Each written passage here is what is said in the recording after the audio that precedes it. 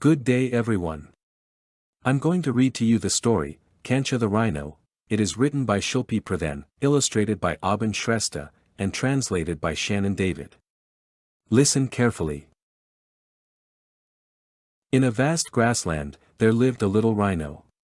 His name was Kanchha. Kanchha was 2 years old and lived with his mother. He loved to wander about the grassland.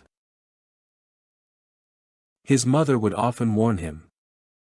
Kanchha, there are a lot of bad things out there. Be careful, son, always remember to leave your scent so that you can smell your way back home. He nodded his head. Kanchha understood, but it was hard for a little rhino to remember everything his mother told him. One afternoon, as the sun was beating down on the grassland, Kanchha decided to cool himself with a mud bath. Lying in the mud, he flicked off flies with his ears. Suddenly, he heard a strange noise. He twitched his ears to figure out where it was coming from. He had never heard such a sound before. He jumped up from the mud and walked closer to the sound. He walked and walked, but he couldn't make out where the noise was coming from.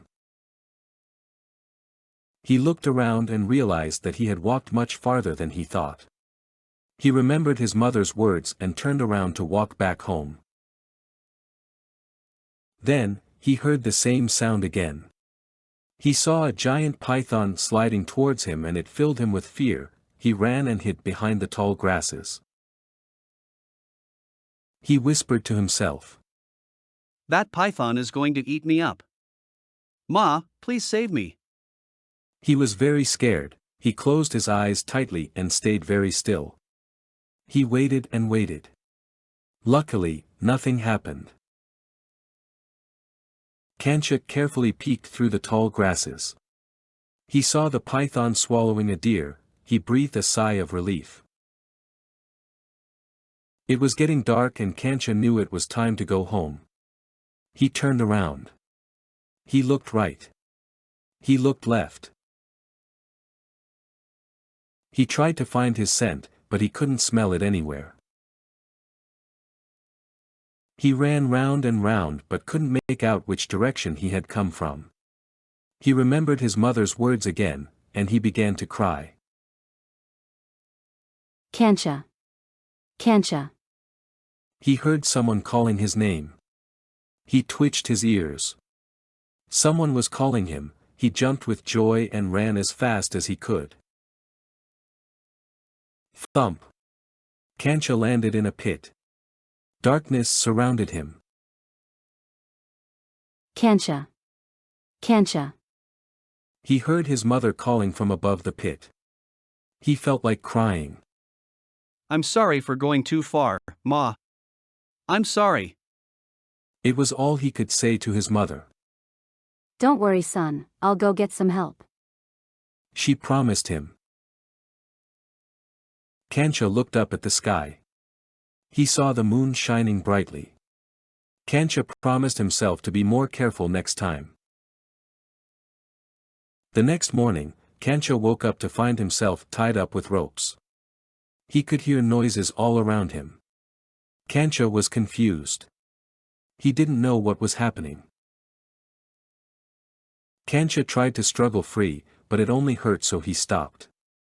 After a while he felt himself being lifted. Have I been captured? He thought. He found himself on the ground again. He heard all sorts of strange sounds.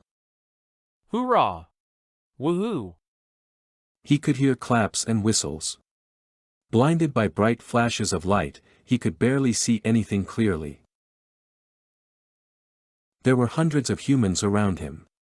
They held up posters with a rhino's photograph. Some of them had even pasted a rhino's photograph on their caps. Some rode on elephants. Some were driving jeeps. And some were on foot.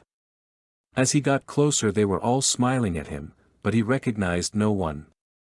He was scared. Who are they? Why are they here? What are they going to do to me? He thought.